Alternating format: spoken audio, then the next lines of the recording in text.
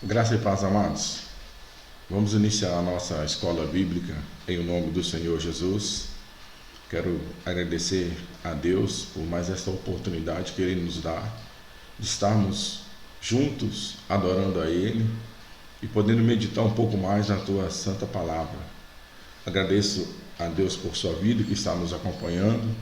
Que Deus em Cristo possa te abençoar e te alcançar aí na sua casa, no seu lar, abençoando a sua vida e a sua família, em nome do Senhor Jesus.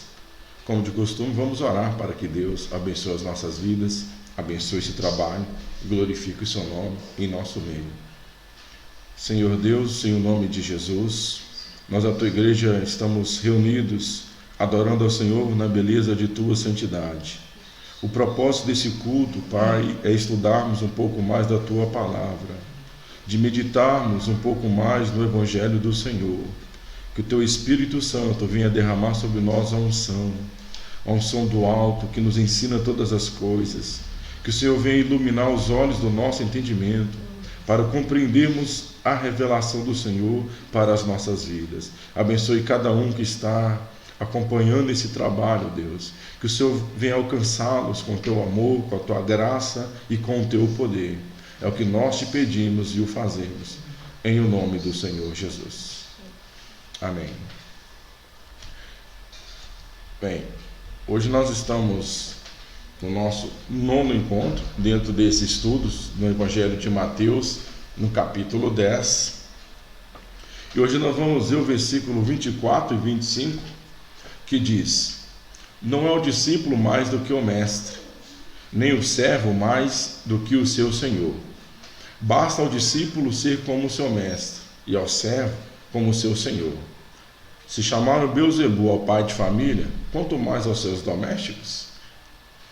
Bem, dentro desses versículos, nós vamos meditar na premissa de que basta ao discípulo ser como o seu mestre. Na história bíblica, nós vemos alguns relacionamentos entre mestres e discípulos que foram bem-sucedidos. Poderíamos falar aqui nessa noite sobre Moisés e Josué. Poderíamos falar de Elias e também Eliseu. Poderíamos também até mesmo mencionar o apóstolo Paulo e Timóteo. Todos eles tiveram esse relacionamento entre mestre e discípulo. Na história secular também teve grandes relacionamentos pautados dentro dessa vertente de mestre e discípulo. Talvez o mais notório foi Platão e Aristóteles. E dentro dessa verdade, falando sobre mestre e discípulo, tem um ditado popular que diz que todo discípulo, ele um dia supera o seu mestre. Só que nós, como igreja, nós cremos na palavra do Senhor. Seguimos os princípios do Evangelho de Cristo. E o Senhor Jesus, ele ensina diferente desse ditado popular.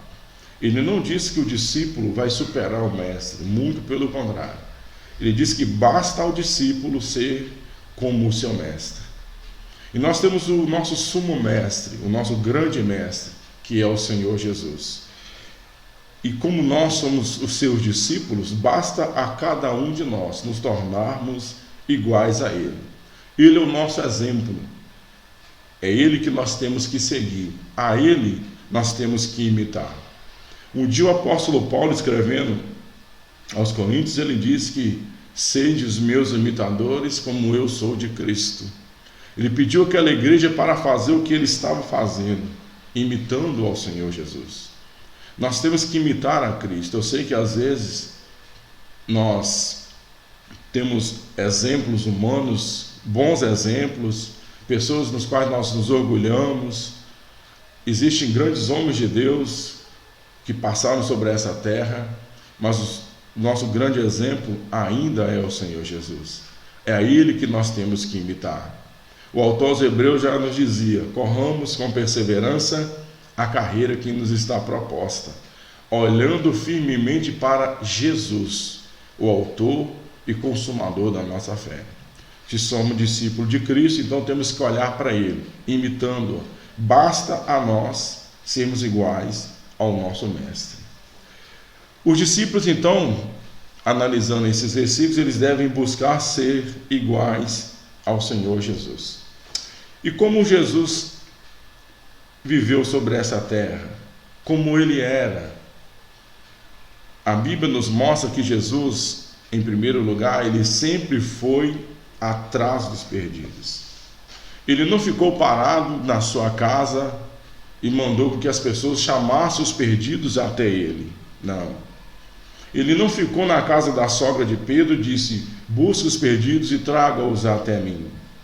Ele não foi para o templo e ficou lá pedindo que as pessoas trouxessem os perdidos até ele, não. Jesus sempre ia atrás dos perdidos.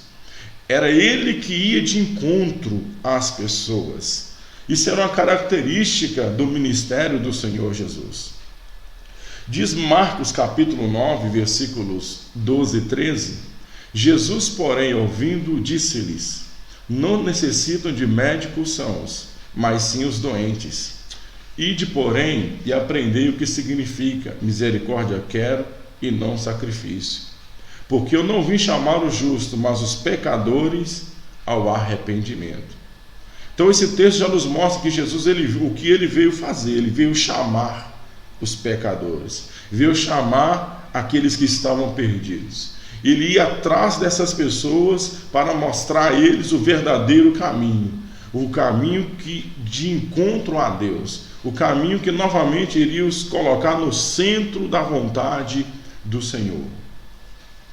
E dentro desses perdidos, ele foi atrás dos perdidos nas religiões.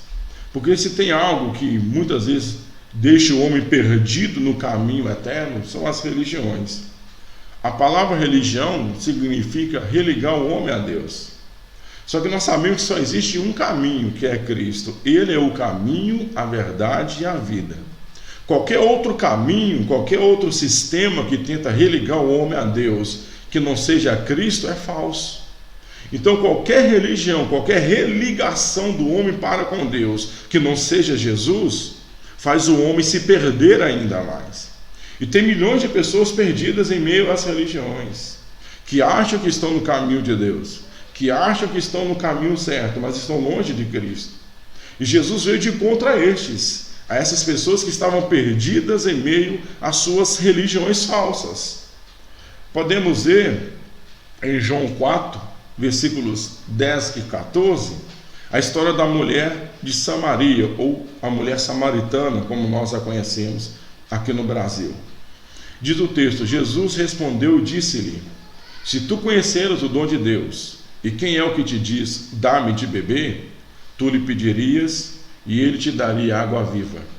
Versículo 14: mas aquele que beber da água que eu lhe der, nunca terá sede, porque a água que eu lhe der se fará nele uma fonte de água que salte para a vida eterna. Jesus, ele foi de encontro a essa mulher. Se você for ler o contexto dessa passagem, diz o texto que ele estava indo para Jerusalém e era necessário passar por Samaria. Então, ele foi de encontro aonde essa mulher estava.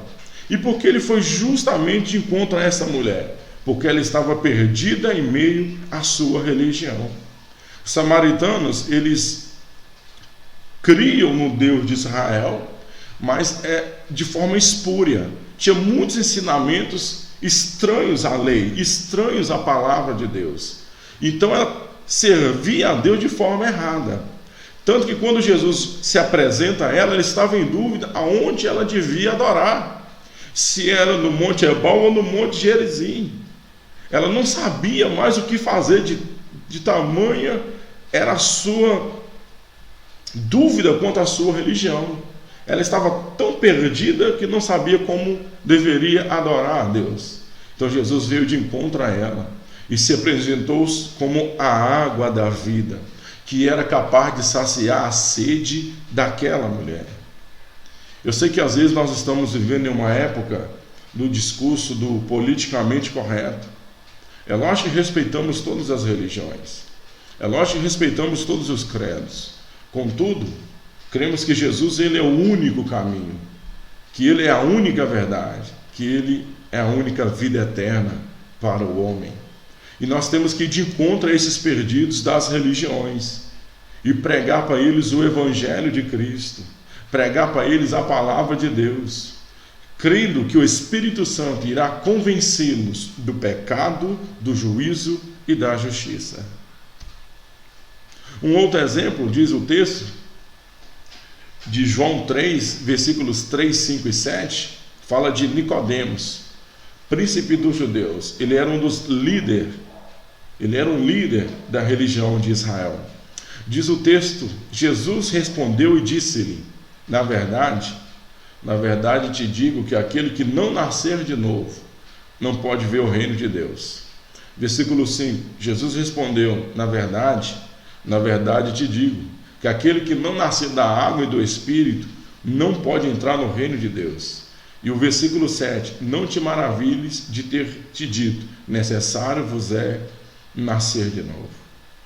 Jesus estava conversando com Nicodemos. Ele era príncipe em Israel, ele era um dos líderes do judaísmo, ele era um homem da religião de Israel, contudo estava perdido.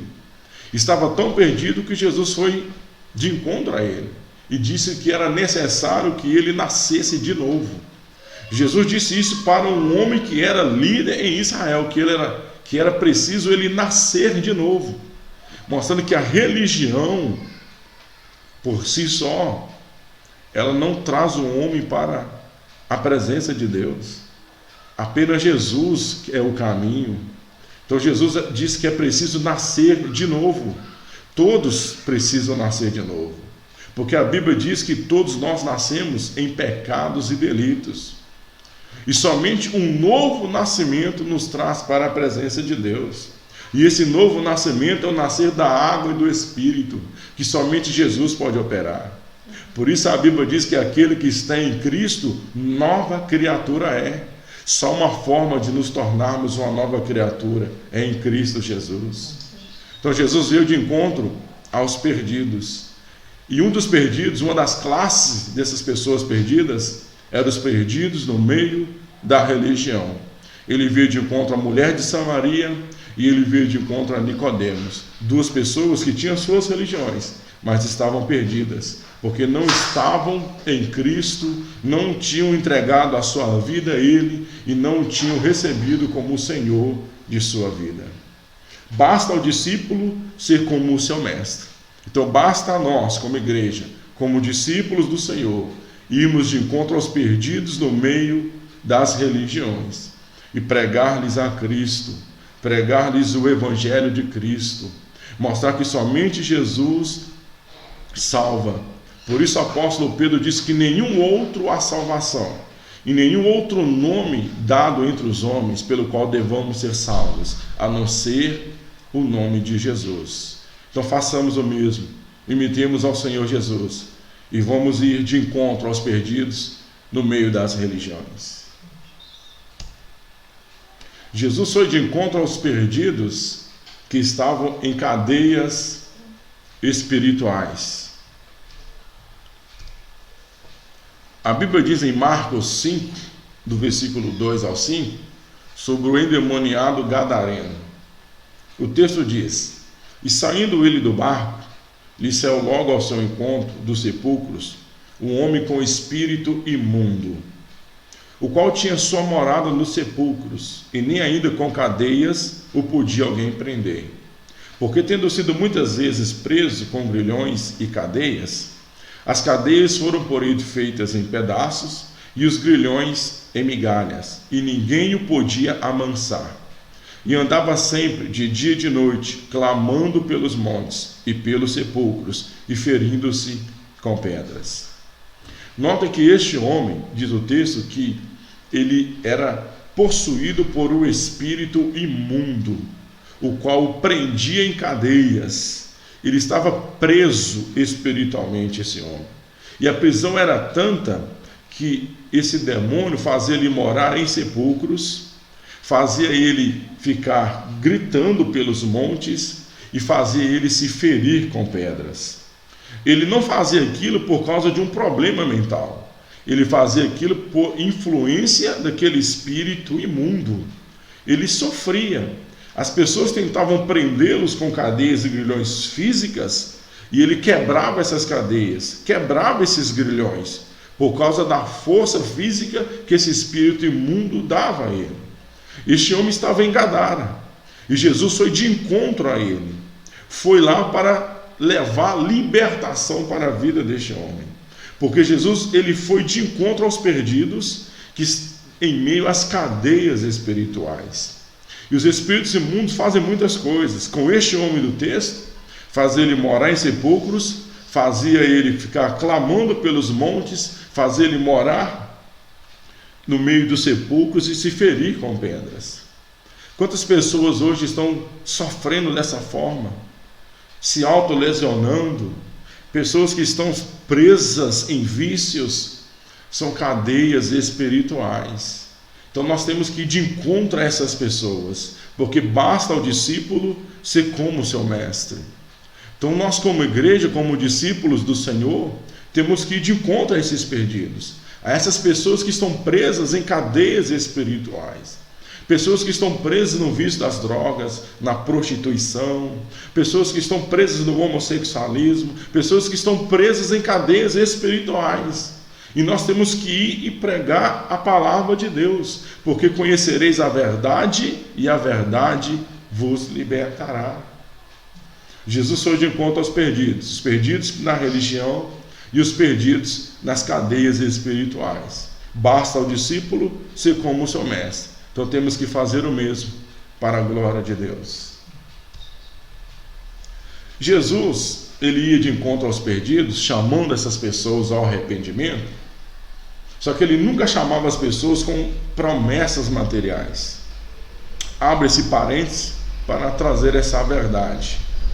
Evangelho de João, capítulo 6, versículo 35 diz: disseram-lhe, pois, Senhor, dai-nos sempre deste pão. E Jesus lhes disse: eu sou o pão da vida. Aquele que vem a mim não terá fome, e quem crê em mim nunca terá sede. Esse texto é a primeira multiplicação dos pães, onde Jesus multiplicou os pães diante daquela multidão. E as pessoas então pediram a ele: Senhor, eu quero desse pão, dai-nos sempre este pão. Jesus poderia muito bem falar: não, eu vou dar a vocês pães todos os dias. Mas não, porque ele nunca chamou pessoas com promessas materiais. Ele dizia: não, eu sou o pão da vida. Aquele que vem a mim não terá fome, aquele que crê em mim não terá sede. Então ele nunca fez promessas materiais. Não vai adiantar nós, como discípulos, irmos atrás dos perdidos no meio das religiões, perdidos em cadeias espirituais, levando promessas materiais. É o que muitas vezes acontece. As pessoas até vão atrás dos perdidos, mas fazendo promessas materiais. Vem que Deus vai te enriquecer, vem que Deus vai abrir a porta de emprego, vem que Deus vai te dar uma casa boa.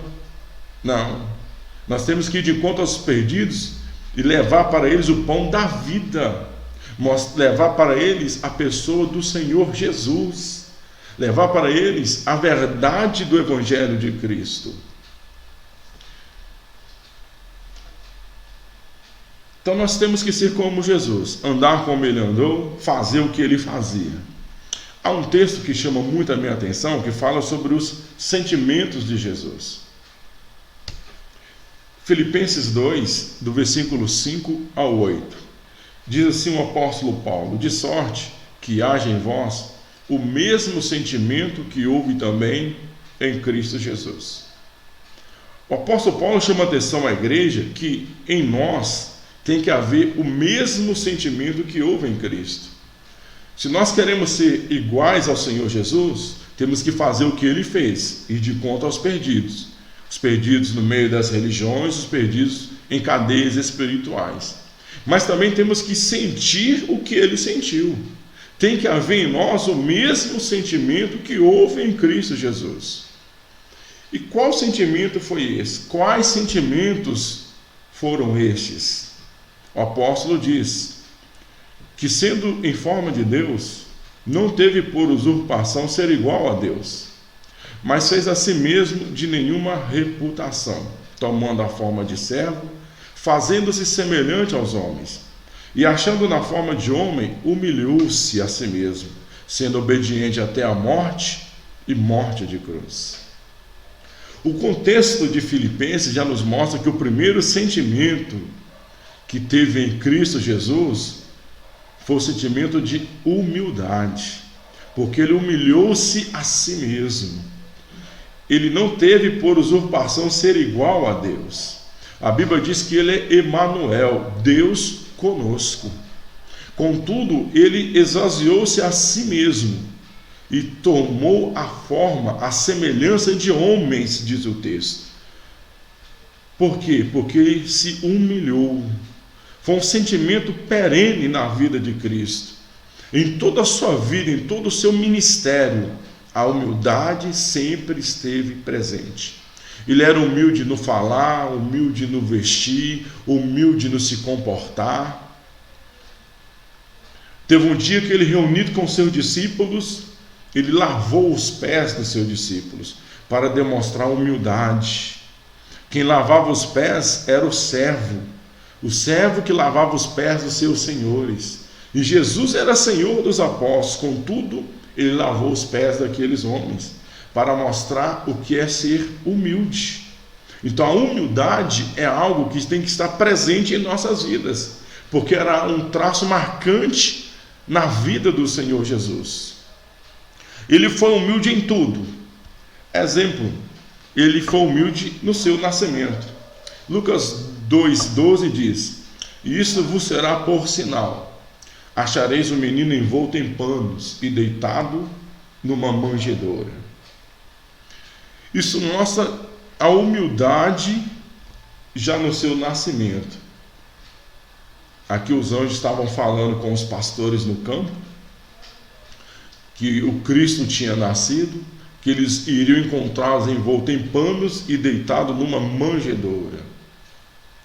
Os filhos dos nobres deitavam em berços esplêndidos, mas Jesus não, ele nasceu em uma manjedoura. Eu sei que não havia mais lugar na estalagem, mas não havia lugar para as pessoas simples, humildes, que não tinham casas próprias, que estavam viajando e precisavam de se hospedar. Quem tinha dinheiro, com certeza achou um lugar para estar naquele lugar. Mas a família de Jesus não tinha. Ele não veio de uma família abastada. Não. Ele nasceu num lar humilde. Por isso, não havendo hospedagem, ele nasceu e foi deitado em uma manjedoura. Então, desde o seu nascimento, a gente já pode ver esse traço da humildade na vida do Senhor Jesus. O versículo 16, então, os pastores foram lá e constataram, e foram apressadamente e acharam Maria, José e o menino deitado na manjedoura. Eles então comprovaram que os anjos tinham dito.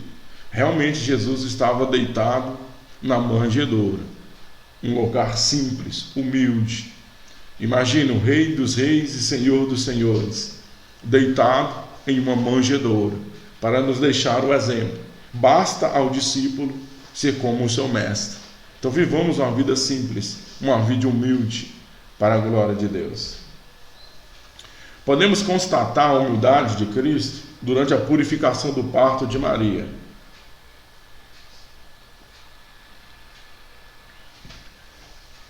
Lucas 2, versículo 22 e 24.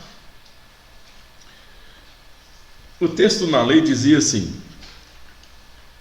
e cumprindo-se os dias da purificação dela, segundo a lei de Moisés, o levaram a Jerusalém para o apresentar ao Senhor, e para oferecer o sacrifício, segundo o disposto na lei do Senhor, um par de rolas ou 2 pombinhos. A mulher, quando dava à luz, ela tinha que oferecer uma oferta de purificação pelo seu parto. E essa oferta ia ser de acordo com as suas condições financeiras.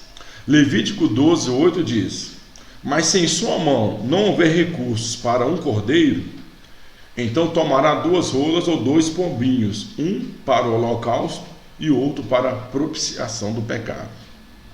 Se a família tivesse condição, a oferta ia ser um cordeiro. Mas se fosse uma família humilde, simples, ela poderia oferecer 2 rolas ou 2 pombinhos. O texto de Lucas diz que Maria e José ofereceram um par de rolas ou 2 pombinhos, mostrando que eles não tinham recurso para o cordeiro. mostrando que eles eram uma família simples, uma família humilde. Então, desde o nascimento, podemos constatar essa vida simples do Senhor Jesus. Podemos constatar essa humildade também no seu estilo de vida. Na nossa geração, hoje, o estilo de vida é o estilo de vida da ostentação. As pessoas querem ostentar bens materiais, coisas luxuosas, querem ostentar o celular de última geração, quer ostentar o carro do ano, quer ostentar as melhores roupas. Só que o estilo de vida de Jesus era o contrário. Não era um estilo de vida de ostentação. Era um estilo de vida simples, porque ele era humilde. Lucas 2,44 diz: pensando, porém,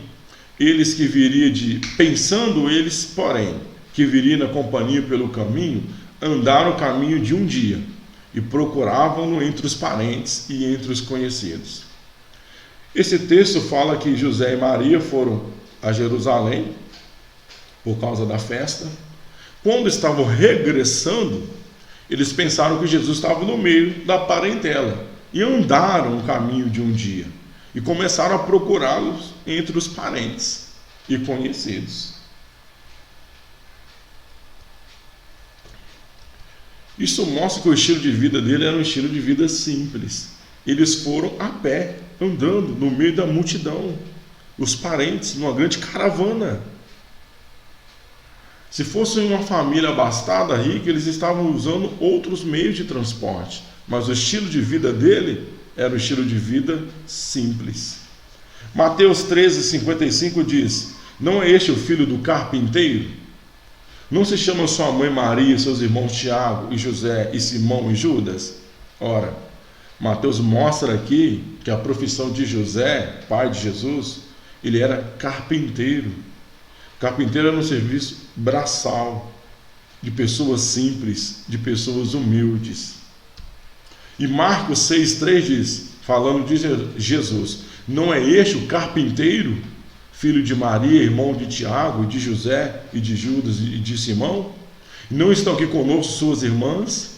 Mateus o chama de filho do carpinteiro. Marcos diz que ele também era carpinteiro. Jesus, ele teve a profissão do pai. Ele também foi carpinteiro. Ele exerceu esse serviço braçal, esse trabalho humilde, simples em Israel. Este era o estilo de vida do Senhor Jesus, do Rei da Glória. Lucas 9, 57 e 58, e aconteceu que, indo eles pelo caminho, lhe disse: Senhor, seguir-te-ei para onde quer que fores. E disse-lhe Jesus: as raposas têm covis, e as aves dos céus ninhos, mas o Filho do Homem não tem onde reclinar a cabeça. Ora, mais claro do que esse texto não tem. Um discípulo de Jesus: aonde o Senhor for, eu irei. Ele diz: tudo bem, mas te prepara, porque eu não tenho onde morar, eu não tenho casa própria, eu não tenho onde reclinar a minha cabeça. Este era o estilo de vida de Jesus, o estilo de vida simples, humilde, porque ele não veio para juntar riquezas, tesouros na terra. Por isso ele deixou esse mandamento: não ajunteis tesouros na terra, onde a ferrugem, onde a traça corta, a ferrugem destrói e o ladrão rouba. Mas temos que juntar tesouros no céu. Basta ao discípulo ser como o seu mestre. Que tenhamos um estilo de vida simples para a glória de Deus. Podemos ver essa humildade até mesmo na sua sepultura. Diz Isaías 53, 9: e puseram a sua sepultura com os ímpios e com o rico na sua morte. Isaías já deixou claro que ele ia ser sepultado no sepulcro dos ricos. Mas como isso aconteceu? Mateus 27, 60. E o pôs no seu sepulcro novo, que havia aberto na rocha, e rodando uma grande pedra para a porta do sepulcro, retirou-se. Ora, realmente Jesus foi sepultado com os ricos, mas o sepulcro não era dele, era um sepulcro emprestado. Ele foi colocado no sepulcro novo, mas não era dele, porque ele era um homem humilde, simples. Esse é o estilo de vida de Jesus. E tem muito crente hoje que perde a fé, que murmura, que desvia, porque não é o mais rico do bairro, porque não é o que ganha o maior salário da cidade. Ele acha que Deus não é com ele por causa dessas questões. Ele esquece que o cristianismo não se pauta por questões financeiras ou luxuosas ou ostentações. O nosso mestre viveu de uma forma simples para nos deixar um exemplo, para nos mostrar que em meio a essa simplicidade nós poderemos também ter a graça de Deus e contemplarmos a glória do Senhor em nossas vidas e em nossos ministérios. Então devemos olhar para Jesus. Basta ao discípulo ser como o seu mestre e ao servo como o seu Senhor. E lembrando o texto de Mateus 6,19, não ajunteis tesouros na terra, onde a traça e a ferrugem tudo consome, e onde os ladrões minam e roubam. Então que pratiquemos esse cristianismo, vivamos de forma simples para a glória de Deus. Bem, só que Jesus, além de ter essa humildade no seu estilo de vida, principalmente ele era humilde de coração. Essa humildade não é apenas externa, tem que ser algo interior. Mateus 11:29 diz: tomai sobre vós o meu jugo e aprendei de mim, porque sou manso e humilde de coração, e encontrareis descanso para as vossas almas. Então essa humildade tem que ser no coração. Não vai adiantar também você ter essa humildade exterior se o seu coração estiver cheio de orgulho. Não. Essa transformação é interna, é de dentro para fora. O discípulo tem que ser como o seu mestre. Então a nossa humildade tem que vir do coração. Temos que ser pessoas humildes de coração. E o que é humildade? O mestre C.S. Lewis dizia: humildade desvia a atenção do homem de si mesmo para Deus e para seus semelhantes. Então quem é humilde de coração, ele não olha para si mesmo. Primeiramente ele vai olhar para Deus e depois ele vai olhar para os seus semelhantes. Então quem é humilde de coração não olha para si. Em primeiro lugar ele olha para Deus, e em segundo lugar ele olha para o seu semelhante. E é isso que nós precisamos, porque quando eu olho para Deus, essa humildade vai glorificar a Deus. Então a verdadeira humildade, em primeiro lugar, ela glorifica a Deus. Quem é humilde de coração, ele sempre vai transferir a glória somente para Deus. Ele não vai olhar para si. Um dia em Lucas 18, versículo 18 e 19, um jovem disse ao Senhor Jesus, e perguntou-lhe um certo príncipe, dizendo: bom mestre, que hei de fazer para herdar a vida eterna? Jesus lhe disse: por que me chamas bom? Ninguém é bom, senão um, que é Deus. Jesus era bom? Com certeza. Ele tinha pecado? Não, ele era santo. Contudo, ele era humilde de coração. E a verdadeira humildade, ela não olha para si, ela olha primeiramente para Deus, ela glorifica a Deus. O moço chamou Jesus de bom mestre. E Jesus disse: por que me chamas bom? Só tem um que é bom, que é Deus. Ou seja, ele glorificou a Deus e disse: essa virtude é do Pai, para nos mostrar que todas as nossas virtudes, se porventura temos, não são nossas mesmas, são de Deus. Porque de nós mesmos, a nossa carne só vai fazer o que é mal. Se porventura o Espírito Santo tem trabalhado em nossas vidas e produzido o teu fruto, e essas virtudes têm transparecido para as pessoas, nós temos que glorificar a Deus. Quando as pessoas virem falar que essa virtude está em nossas vidas, que devemos dar a glória a Deus, como Jesus fez. Bom mestre, por que me chamas bom? Só há um que é bom, que é Deus. Isso tem faltado muito no meio cristão. Deus age na vida da pessoa, o Espírito Santo trabalha na sua vida, e ela deixa o orgulho entrar, e ela acha que as virtudes são delas, que ela mesma que produziu, e começa a achar que ela é melhor do que as pessoas, e olha para si mesmo. Mas o discípulo tem que ser como o seu mestre. Jesus foi humilde de coração. Ele olhava para Deus, ele dava glória a Deus. Paulo já nos alertava, 1 Timóteo 3, 6, 7, alguns estudos atrás nós meditamos sobre isso. Ele diz que o bispo não pode ser neófito, para que, ensoberbecendo-se, não caia na condenação do diabo. Ou seja, a humildade de coração, ela vai nos fortalecer para não cairmos na condenação do diabo. Porque é isso que ele vai tentar fazer, trazer soberba para os nossos corações, para que a gente caia como ele caiu. Então que sejamos pessoas humildes e venhamos dar glórias a Deus, para não cairmos como os nossos primeiros pais, Adão e Eva. O que diz o texto de Gênesis 3? Então a serpente disse à mulher: certamente não morrereis, porque Deus sabe que no dia em que dele comerdes, se abrirão os vossos olhos, e sereis como Deus, e sabendo o bem e o mal. Então o pecado de Adão e Eva foi que perderam a humildade de coração. Deixaram de olhar para Deus para olharem para si mesmo. Quando a serpente disse que eles seriam como Deus, aquilo envaideceu-os. Isso fez com que os seus corações se enchessem de orgulho. Opa, você como Deus. Caíram, porque deixaram de olhar para Deus e começaram a olhar para si mesmo. É o que os ensinamentos humanistas fazem. É que essa filosofia humanista que entrou na igreja tem influenciado negativamente os cristãos e tem feito com que a igreja perca a humildade de coração.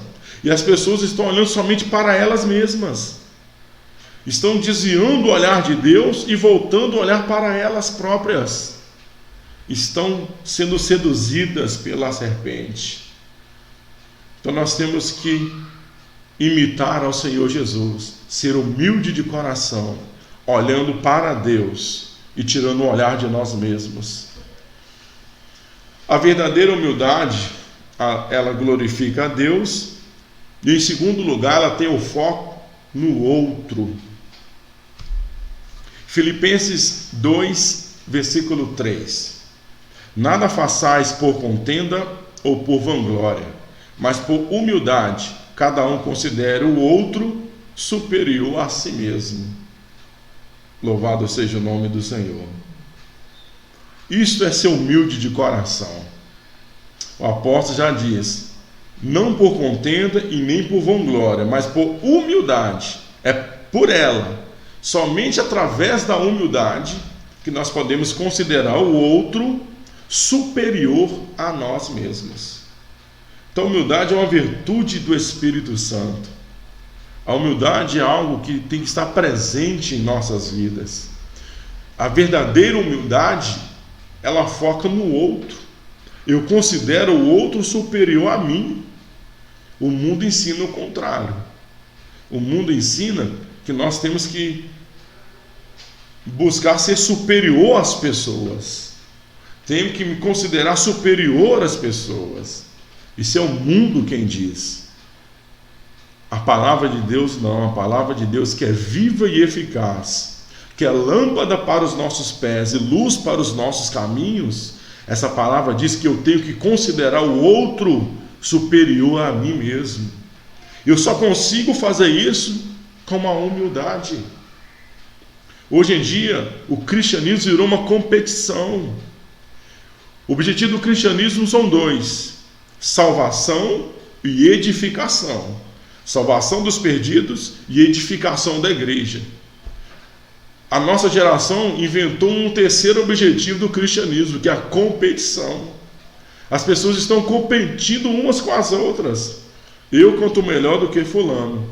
Eu prego melhor do que Beltrano. Eu pastoreio melhor do que o outro. Eu faço o evangelismo mais eficaz do que aquele irmão. Está tudo errado. A palavra de Deus nos manda, por humildade, considerar o outro superior a mim mesmo. Somente Deus pode fazer isso em nossas vidas. Somente o Espírito Santo pode produzir isso em nossos corações. que viemos nos humilhar debaixo das potentes mãos de Deus e nos tornarmos como o nosso mestre, humilde de coração para a glória de Deus. Então vimos que Jesus era humilde de coração, vimos que Jesus ia atrás dos perdidos, e Jesus ele tinha um outro sentimento agora, além da humildade. Ele ama a sua igreja. Efésios 5, versículo 25 diz: Vós, maridos, amai vossas mulheres, como também Cristo amou a igreja, e a si mesmo se entregou por ela. Jesus ele amou a igreja, ele ama a sua igreja. Isso é um sentimento que tem que haver em cada um de nós. Uma vez que o apóstolo Paulo disse que tem que haver em nós o mesmo sentimento que houve em Cristo, e um dos sentimentos que houve em Cristo foi o amor por sua igreja. Então nós temos que amar a igreja. Eu sou salvo em Cristo, sou templo do Espírito Santo e pertenço à igreja de Cristo. E eu tenho que amar a igreja do Senhor, porque Cristo amou a sua igreja. E o que vem a ser o amor? O mundo tem várias definições para o amor. Os filósofos o definem de uma forma, os poetas o definem de uma forma, mas nós somos cristãos. Temos que buscar essa definição onde? Na palavra de Deus. E a Bíblia define o que é amor? Com certeza. Coríntios capítulo 13.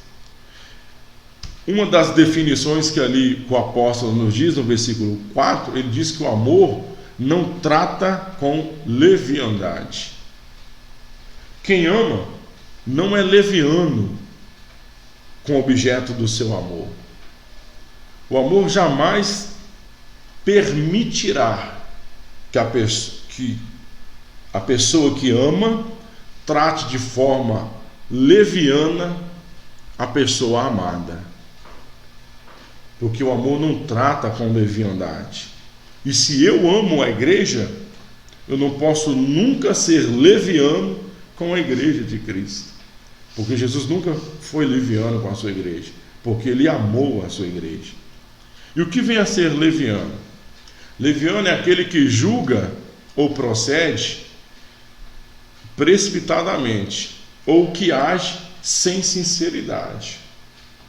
Se alguém julga de forma precipitada, sem ouvir as duas partes, sem refletir antes nos argumentos que foram postos diante dele, essa pessoa está sendo leviana. Ou se alguém age de forma não sincera, faltando com seriedade, ele também está sendo leviano. Ora, se eu amo a igreja, eu não sou leviano com a igreja. Eu não vou julgar de forma precipitada a igreja de Cristo. E quantas vezes as pessoas não fazem isso? Sai uma notícia num jornal e as pessoas já começam a julgar de forma precipitada. Não ouvem as duas partes.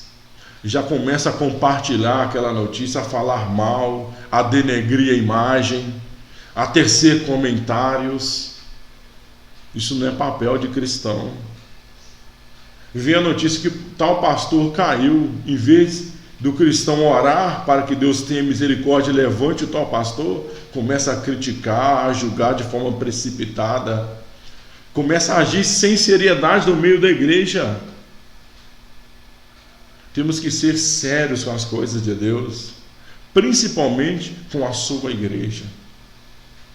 Jesus sempre foi sério com a sua igreja, porque ele a amou, ele a ama. Basta ao discípulo ser como o seu mestre. Jesus foi atrás dos perdidos, os perdidos em meio da religião, os perdidos em cadeias espirituais. Jesus ele era humilde, então nós temos que ser humildes. E Jesus ele amou a sua igreja, e nós temos que amar a sua igreja. E por fim, Jesus ele perdoava quem lhe ofendia. Mateus 6,12 diz: perdoa-nos as nossas dívidas, assim como nós perdoamos aos nossos devedores.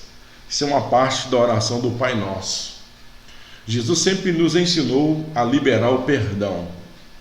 O perdão é uma marca do cristianismo, uma vez que nos tornamos cristãos, porque recebemos o perdão de Deus. Jesus um dia ele disse a um fariseu que uma mulher pecadora iria amá-lo muito mais, porque muito foi perdoada. Quem entende o valor do perdão que recebeu, consegue perdoar quem lhe ofendeu. Então nós temos que ser igual a Cristo. E Jesus sempre perdoava as pessoas que lhe ofendiam. E ele prossegue: porque se perdoardes aos homens as suas ofensas, também vosso Pai Celestial vos perdoará a vós. Se porém não perdoardes aos homens as suas ofensas, também vosso Pai vos não perdoará as vossas ofensas. Essa doutrina do perdão é muito séria. Jesus ele disse que se eu perdoar as pessoas, eu sempre vou estar recebendo o perdão de Deus. Contudo, se eu não perdoá-las, Deus não vai me perdoar. Por quê? Porque a falta de perdão é um pecado. E eu vou estar em pecado sem me arrepender. E se eu não me arrependo, eu não alcanço misericórdia. Então, meu irmão, você que tem guardado mágoa no seu coração, você que tem guardado ressentimento na sua alma, você tem trago grandes prejuízos para a sua vida espiritual. Aprenda a liberar perdão, porque Jesus, ele perdoava. Perdoar não é sinal de fraqueza, muito pelo contrário. Quem perdoa é porque sabe quem ele é na presença de Deus. Ele sabe quem está de pé. Quem não perdoa porque é fraco espiritual. Os fortes espirituais liberam o perdão, porque eles têm a ação do Espírito Santo em suas vidas. Podemos ver o exemplo de Jesus com o apóstolo Judas. Mateus 26, do 48 ao 50 diz: e o que o traía tinha-lhes dado um sinal, dizendo: o que eu beijar é esse, prendei-o. E logo aproximando-se de Jesus, diz: eu te saúdo, Rabi. Beijou-o. Jesus, porém, lhe disse: amigo, a que vieste? Então, aproximando-se eles, lançaram mão de Jesus e o prenderam. Algumas horas antes, na última ceia, Jesus já tinha dito a Judas: vai, apressa-te e faz o que tens que fazer. Jesus sabia que ele iria o trair. Quando Judas chega ali, ele sabia que Judas estava vindo para o trair. Tanto que ele diz aos discípulos: levantai-vos, porque o traidor se aproxima. E mesmo assim, Judas o beijando, Jesus ainda lhe chama de amigo. Ele diz: amigo, a que vieste? Jesus não disse: traidor, o que fazes aqui? Não, porque Jesus o perdoou. Jesus não guardou mágoa, nem rancor, porque ele perdoava as pessoas que lhe ofendiam. Eu tenho que ser como Jesus é. Basta ao discípulo ser como o seu Senhor. Na cruz, Lucas 23, 34, e quando chegaram ao lugar chamado a Caveira, ali o crucificaram, e aos malfeitores, uma à direita e outra à esquerda. E dizia Jesus: Pai, perdoa-lhes, porque não sabem o que fazem. As pessoas estavam o crucificando. Era a pior morte, a morte mais triste que podia ter uma pessoa, que trazia mais vergonha sobre a pessoa. E mesmo assim, Jesus diz: Pai, perdoa-lhes, porque ele perdoava as pessoas. Então, amados, nós vamos parar por aqui. Basta ao discípulo ser como o seu mestre. É um ensinamento do Senhor Jesus. E como o nosso mestre é, ele ia atrás dos perdidos no meio da religião e os perdidos em meio às cadeias espirituais. Que nós, como discípulos, devemos fazer o mesmo. E que não apenas devemos fazer o que Jesus fez, mas sentir o que ele sentiu, como diz o apóstolo Paulo. E quais eram os sentimentos de Jesus? Ele era humilde. Ele amava a sua igreja e ele perdoava quem lhe ofendia. Que sejamos pessoas humildes, que venhamos amar a igreja de Cristo e que venhamos perdoar quem nos ofendeu. Assim nós vamos ser como o nosso mestre. Seremos discípulos iguais ao mestre, servos iguais ao Senhor, para a glória de Deus. Que Deus em Cristo te abençoe, em nome de Jesus.